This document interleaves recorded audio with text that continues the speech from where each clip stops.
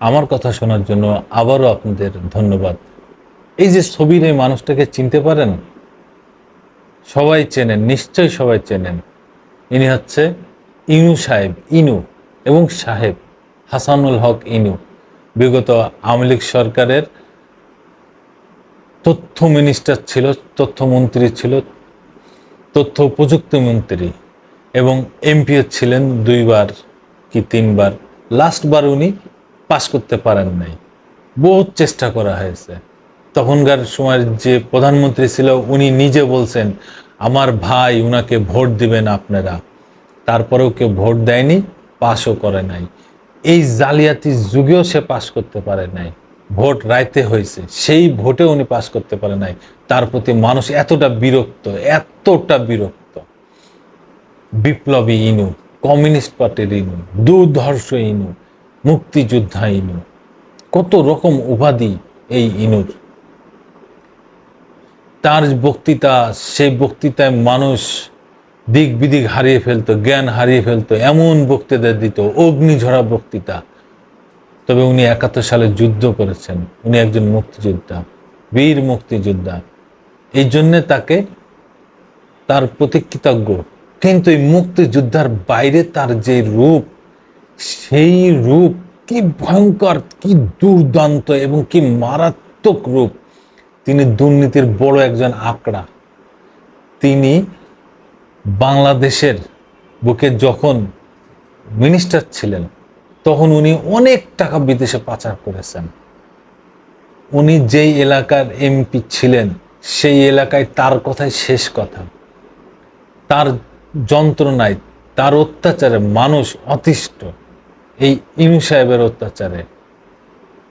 ইনি আবার শেখ হাসিনার আস্থাভাজন একটা মানুষ। শেখ হাসিনার ভাই লাগে, কেমন ভাই। শেখ হাসিনা ইনু ভাই, শেখ হাসিনার ইনু ভাই, এই সেই ভাই। উনি গ্রেপ্তার হয়েছেন। উত্তরা থেকে এক বাড়িতে উনি পালিয়েছিলেন। কিরে ভাই, আপনি না জনপ্রতিনিধি, আপনি না জনগণের মধ্যমণি, পালিয়েছেন কেন রে ভাই জনগণ থেকে? কি অপরাধ করেছেন জনগণ থেকে পালিয়েছিলেন? এত বছর আপনি জনগণের সেবা করেছেন না, তো জনগণ থেকে পালিয়েছেন কেন? আপনি না বীর মুক্তিযোদ্ধা, তো জনগণ থেকে পালিয়েছেন কেন? জনগণই তো আপনাকে রক্ষা করবে, জনগণই তো আপনাকে বাঁচাবে, জনগণই তো আপনার হাতিয়ার। সেই জনগণ থেকে আপনি পালিয়ে আসেন। কি পাপ যে করেছেন ভাই, কি দুর্নীতি যে করেছেন ভাই। জনগণের সাথে শুধু ধোঁকাবাজি করেছেন আপনারা। আপনারা জনগণের সাথে কোনো রকম উপকার করেন নাই, শুধু প্রতারণা, শুধু প্রতারণা। সারা দিন আপনারা ভালো মানুষের মুখোশ পরেছিলেন, রাত হলেই সেই মুখোশটা চেঞ্জ করে ফেলেছেন। সারাদিন জনগণের সামনে এসে আপনারা মানে এমন ভাব করেছেন জনগণের জীবন প্রাণ দিয়ে দেবেন জনগণের জন্য। আপনারা রাত হলে সেই জনগণের বাস দিয়ে দাঁড়া করায় রাখছেন। এই হচ্ছে আপনাদের চরিত্র। না হলে কেন রে ভাই জনগণ ছেড়ে আপনারা পালাই আছেন? কি কারণে পালাই আছেন? আপনারা জনপ্রতিনিধি।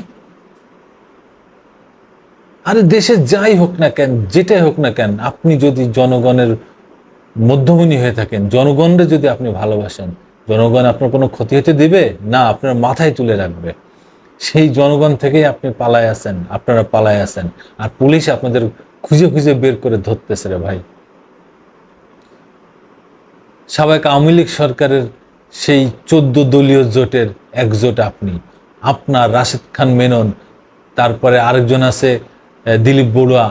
আপনাদের কারণে জাতীয় পার্টি একটা বেইমান পার্টি, সেই খারাপ জঘন্যতম একটা পার্টির প্রধান, এই যে এরশাদ, এরশাদের ভাই, এই কজন মিলে আপনারা এই আওয়ামী লীগরে আজকের এই অবস্থানে নিয়ে আসছেন।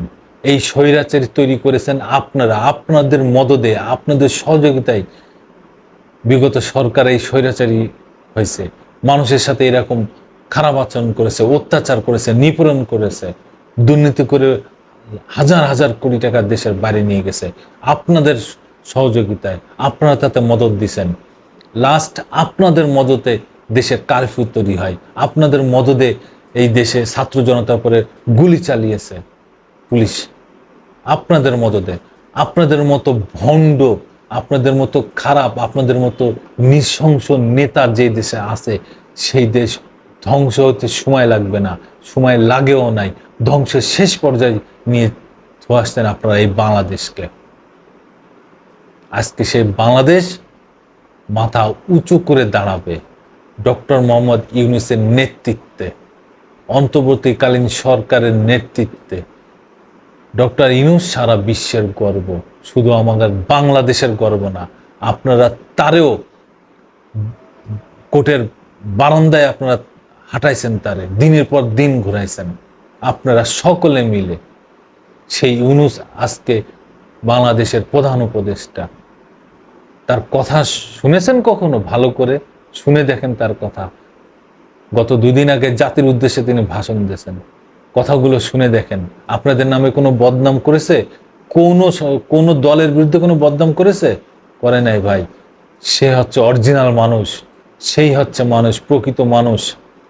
আর আপনারা জনগণের জনপ্রতিনিধি হয়েও আপনাদের ব্যবহার কুত্তার চেয়েও খারাপ। আপনারা এতটা অমানুষ। আপনারা দেশের টাকা পাচার করে দিয়েছেন, মানুষের টাকা, জনগণের টাকা পাচার করেছেন, দিনের পর দিন ব্যাংক লুট করেছেন, দিনের পর দিন ব্যবসা প্রতিষ্ঠান ধ্বংস করে দিয়েছেন।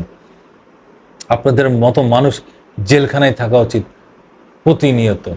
কত মানুষের আপনারা কষ্ট দিয়েছেন, প্রতিনিয়ত আপনারা মানুষের ঘাড়ের পরে উঠে কাঁঠাল ভেঙে খাইছেন। আপনাদের প্রতি মানুষজনের সজাগ থাকতে হবে। আপনারা যেন আর কখনো কোনোদিন কোনো দুর্নীতি করতে না পারেন, মানুষের ঘাড়ে বসে কাঁঠাল না ভাঙতে পারেন, সেই দিকে সবাই সজাগ থাকবেন। এই লোকগুলোর থেকে সবাই সজাগ থাকবেন। ধন্যবাদ। আবার আসবো নতুন কোনো কথা নিয়ে, নতুন কোনো ঘটনা নিয়ে। আমি প্রিন্স। শুভেচ্ছা সবাইকে।